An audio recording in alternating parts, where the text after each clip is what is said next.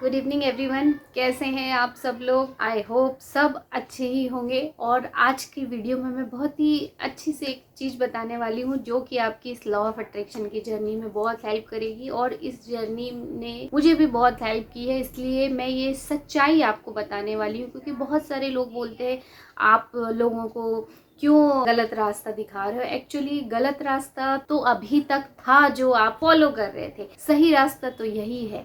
इस चैनल में मैं law of attraction, subconscious mind के बारे में बताती हूँ ताकि आप अपने अंदर के इनर पावर को यूज़ कर सको। हम क्यों अपने सारे साधु संत महात्मा और हमारे इष्ट देवता भगवान गॉड इन सबको मानते हैं, और अगर हम नहीं भी मानते हैं तो आप खुद जिंदा हो, तो जिंदा किस ताकत से हो आप, वो चीज़ आपके अंदर है। आप सुन पा रहे हो, देख पा रहे हो अभी, तो वो चीज़ आपके अंदर है और वो अनलिमिटेड है, उसमें बहुत पावर है। तो उसको यूज़ करके और उसके यूज़ करने के तरीके बताना, उनकी स्टोरी बताना, मुझे लगता है इससे अच्छा सच और इससे अच्छा मोटिवेशन और इससे अच्छा रास्ता कोई और हो ही नहीं सकता। काश हमें ये बहुत पहले पता चल गया होता। एक्चुअली हमारे जो बुद्धिजीवी लोग हैं या जो सच में ज्ञानी है, चाहे स्वामी विवेकानंद हो या योगानंद परमहंस हो, जितने आचार्य हो जिनको हम आज पूजा करते हैं, उनकी हम जयंती मनाते हैं, हमको उनसे सीख, हमारे जो धार्मिक ग्रंथ हैं, गीता का देखो, भागवत गीता का जो उपदेश है, ये सब ऑलरेडी बहुत पहले ये चीज़ें बता चुके हैं हमको। बट हमको उसको कैसे इम्प्लीमेंट करना है और वो क्या चीज़ है, वो क्या ज्ञान है जो हमारे जीवन को बदलता है, जीवन को अच्छा बनाता है, हमको बताया ही नहीं गया है।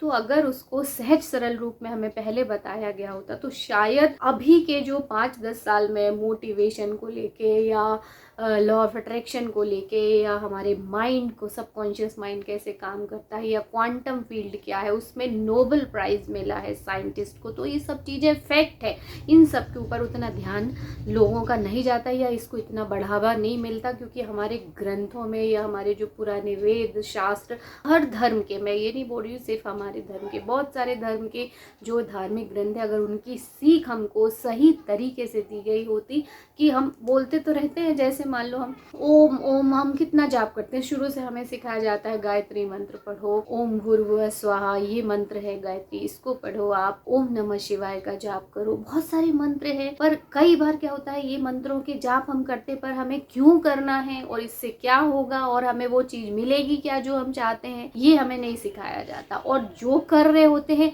वो भी अच्छा जीवन नहीं जी रहे होते, तो हम कैसे समझे कि आप तो इतने सालों से कर रहे हो, आपके जीवन में क्या बदलाव आया, क्या आपको भगवान ने इतने मंत्र जाप के बाद में भी ये सारे दुख तकलीफें झेलने के लिए ही भेजा था, क्या बदलाव आया? कुछ बदलाव नहीं आया। एक सुकून शांति के लिए आप बस करते हो। तो सुकून शांति के अलावा भी बहुत सारी चीज़ें होती हैं जो जीवन को सरवाइव करने के लिए बहुत इंपॉर्टेंट होती है, चाहे वो मनी हो, अच्छी हेल्थ हो, एक्साइटमेंट हो, घूमने की इच्छा हो, जो भी इच्छाएं हो, वो इन्नेट डिज़ायर है, वो आत्मा की इच्छाएं, जब वो इच्छाएं आ रही हैं तो उनको हमें इस जीवन में पाने के लिए जितने भी रास्ते हैं उनका यूज़ करना चाहिए। और मैं इसीलिए इस चैनल पे वो सारी चीज़ें आपको बताने की कोशिश करती हूँ, और ये सब कुछ साइंटिफिक है। और दूसरी बात, काम करने की जो रही, तो काम तो करना ही है। आप इस दुनिया में आए हो तो करोगे क्या? काम तो करना ही चाहिए हर व्यक्ति को, वरना आप खुद अपने आप में ही बोर हो जाओगे, डिप्रेस्ड हो जाओगे कि मैं करूँ क्या। बस उसके सही तरीके होना चाहिए, हमें सोचना सही तरीके से सीखना चाहिए, क्योंकि सोच ही हर चीज़, हर बदलाव का रास्ता है। तो मैं इतनी सारी चीज़ें आपको बता दी, अब मैं वो लॉ के बारे में बताती हूँ ताकि आपको पहली बात तो ये यकीन हो जाए कि आप जो भी सुन रहे हो वो सच है, सही है और अच्छा छोटा तेज रास्ता है जो प्रकृति के साथ हारमनी में रह के आपके लिए काम करता है। तो लॉ ऑफ अट्रैक्शन काम करता है। और अभी आपको जो 3 चीज़ें मैं बताने वाली हूँ वो आपको थोड़ी सी अनोइंग लगेंगी या थोड़ी सी अजीब लगेंगी, बट ये लॉ ऑफ अट्रैक्शन से रिलेटेड है, ताकि आप इन 3 चीज़ों को जान जाओ तो आपको लॉ ऑफ अट्रैक्शन पे और भरोसा हो और वो कैसे काम करता है ये भी आपको पता चल जाएगा। थोड़ा सा ये डिस्टर्बिंग काइंड ऑफ लॉ है, बट ये सच्चाई भी है। जब हम सच्चाई जान लेते हैं तो हम और मजबूती से खड़े रहते हैं अपनी चीज़ों को पाने में। तो पहली चीज़ जो डिस्टर्बिंग लॉ है लॉ ऑफ अट्रैक्शन का, वो है law of anti attraction. Means हम जो चाहते हैं वो अट्रैक्ट नहीं होता है, दूसरी चीज़ें हमारे जीवन में अट्रैक्ट होती हैं, अपोजिट चीज़ें हमारे जीवन में अट्रैक्ट होती है। ये सच है। तो ये क्यों होता है?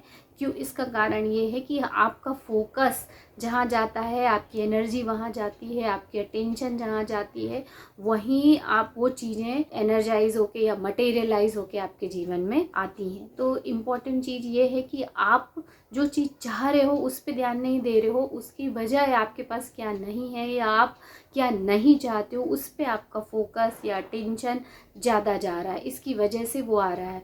यूनिवर्स ये नहीं समझता है कि आपको ये चाहिए कि ये, यूनिवर्स ये समझता है कि आपकी फोकस अटेंशन कहाँ है, वो वाइब्रेशन को समझता है, फीलिंग को समझता है। तो अपोजिट चीज़ें इसलिए आपके जीवन में आती है। अगर ऐसा हो रहा है, अपोजिट चीज़ें मैनिफेस्ट हो रही, तो आप गलत दिशा में लॉ ऑफ अट्रैक्शन को यूज़ कर रहे हो। आप अपनी पॉजिटिविटी के लिए यूज़ करिए, वो उन्हीं चीज़ों को देखिए जो आप पाना चाहते हो, जो आप बनना चाहते हो, उस पर फोकस दीजिए, उस पर अटेंशन दीजिए।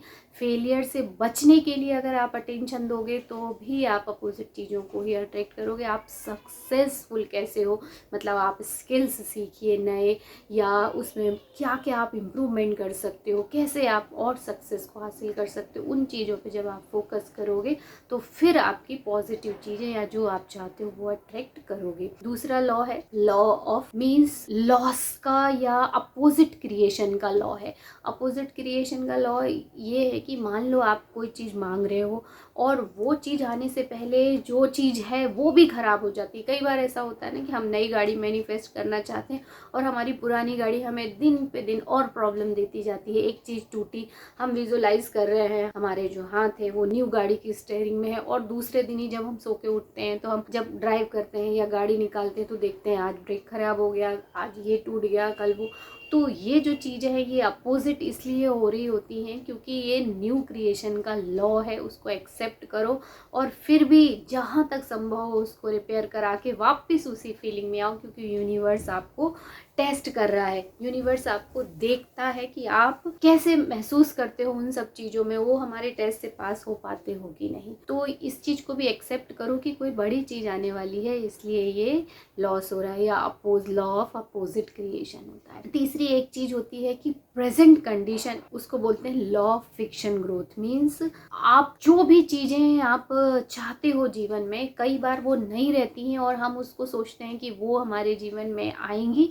तो ये ग्रोथ का एक हिस्सा रहता है। जैसे अंधेरे के बाद उजाला आता है, तो आप अंधेरे को इस तरीके से लीजिए कि अगर ये नहीं होगा तो उजाला कैसे आएगा। तो बस ऐसे ही हमको देखना है कि ये ग्रोथ का पैटर्न है। अभी आपके पास जो चीज़ें नहीं है उसको अप्रिशिएट करना शुरू कीजिए, उसको एक्सेप्ट करना शुरू कीजिए, ग्रेटिट्यूड करना शुरू कीजिए, क्योंकि ये चीज़ें धीरे धीरे ये जाएंगी और ग्रो करके फिर नई चीज़ आएगी। और अगर आप उन पे ही अटेंशन देते रहोगे, ये नहीं है, ऐसा है, वैसा है, ये तकलीफ़ है, वो तकलीफ़ है, ये सब करते रहोगे तो कभी आपका जीवन चेंज नहीं होगा। और हमेशा ध्यान रखिए इन चीज़ों का होना भी उतना ही ज़रूरी है जितना कि आपकी नई चीज़ों को आने के लिए ये चीज़ों का होना बहुत ज़रूरी है। तो बोलते हैं ना, जब अंधेरा नहीं होगा तो उजाला कैसे आएगा। तो इस चीज़ को भी आज से अप्रिशिएट कीजिए। और ये तीनों चीज़ें डिस्टर्बिंग हैं, बट माय डियर फ्रेंड ये भी नेचर के लॉ है और इसी तरह से काम करते हैं। आप जब ये तीनों चीज़ों को समझ जाओगे तो फिर मैनिफेस्टेशन के लिए आप सुपर एक्साइटेड रहोगे कि yes I am on the way, मैं रास्ते में हूँ और बहुत जल्दी वो सारी चीज़ें मेरे पास आने वाली हैं। I hope this video will also help you और हम मिलते हैं अगले वीडियो में। तब तक गुड बाय।